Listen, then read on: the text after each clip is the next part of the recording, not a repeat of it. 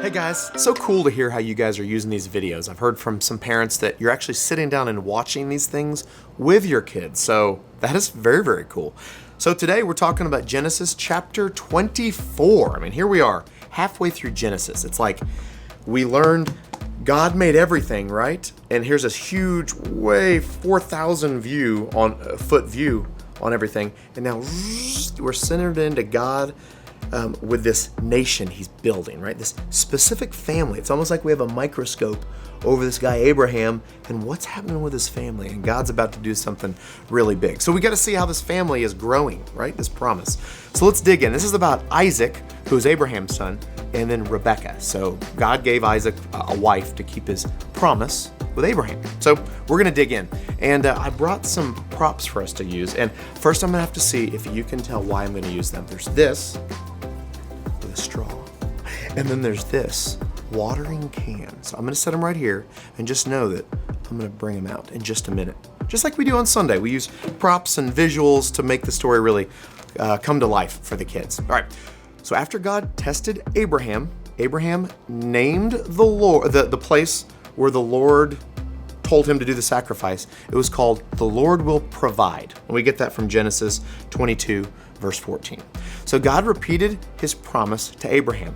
"I will indeed bless you and make your offspring as numerous as the stars in the sky, and all the nations of the earth will be blessed by your offspring." All right, so that's in Genesis 22, verses 17 through 18. If you didn't watch that video, go back and watch that. It's really, really helpful because all these stories are building on themselves, right? So God blessed Abraham's life, and he was about 140 years old when he asked his most trusted servant to go to the land of his relatives and find a wife for his 40-year-old son, Isaac. Isn't that crazy? 40-year-old son. Here comes dad sending the servant to find him a wife. So Abraham believed God would keep his promise. He trusted that God had a wife for Isaac, the perfect wife for Isaac, and that Isaac would have a family because he was the child chosen by God to carry the family line into the future, right? Following God. The servant agreed to go. He took with him 10 of Abraham's camels and all kinds of gifts. When he got to the land, he went to a well. You know what's in a well? That's water, right? It was evening, and he knew the woman from the town the women would soon come to the well to get their water. And they had to carry it in something that probably looked more like a bowl or a bucket than an actual watering can. But this is what I had in the prop room, so you get watering can. So the servant wanted to find the right wife for Isaac. So he prayed, "God, help me to find a wife for Isaac." That seems good. "I will ask a girl for a drink of water. If she is the one Isaac should marry, let her also give water to my camels." Strange, right? But I mean, they didn't have cars, right? It wasn't like, hey, fill it up with gas. It was fill my camel up with water. So I, of course, brought with me, I could not find a camel, but I found a camelback. It's got a little straw in it too. You can drink it. It's a backpack that has water that you can drink. And here's the water. So go Bible, right? All right, so when the servant looked up, he saw a lady named Rebekah. She was beautiful and had never been married. The servant asked her for a drink of water. Here we go, you ready? "Drink," she said. "I will also give water to your camel." Oh, what? Yes, it's the one. Totally exactly what the servant had prayed for. Abraham's servant watched Rebekah.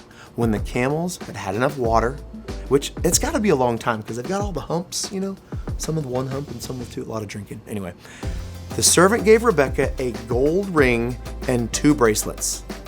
If only people would just bring us jewelry, right, girls? Wouldn't that make things easier? "Whose daughter are you?" he asked. Rebekah said, "I'm the daughter of Bethuel. Daddy B, right? Daddy B. All right, so the servant asked to stay at her father's house. Then the servant praised God for providing a wife for Isaac. Rebekah ran home, told her family what had happened, and Rebekah's brother Laban invited Abraham's servant into their home. The family set a meal before the servant, but he did not want to eat.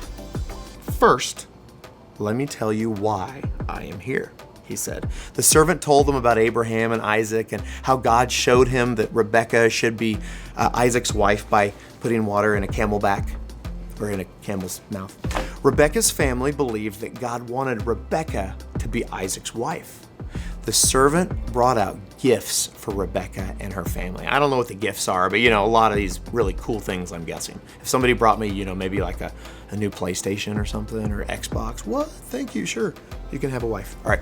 So the next day, Rebekah went with Abraham's servant to the land of Canaan, which is where they live.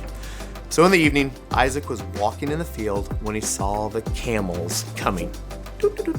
Right? Rebekah got down from her camel and covered herself with her veil.